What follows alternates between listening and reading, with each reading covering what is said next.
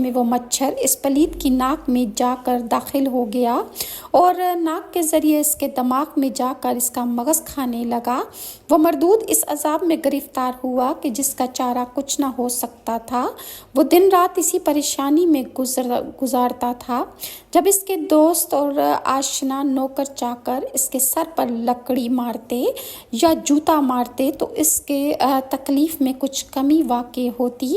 وہ مچھر اس کے دماغ میں گھس چکا تھا۔ تھوڑی دیر کے لیے جب مچھر سکون لیتا تو نمرود کو چین آ جاتا، لیکن جب وہ دوبارہ نمرود کو ڈنگ مارتا تو نمرود کہتا کہ میرے سر میں ڈنڈا، لکڑی یا کوئی جوتا ٹائپ چیز مارو، جس سے اس کی تکلیف میں کمی واقع ہوتی تھی۔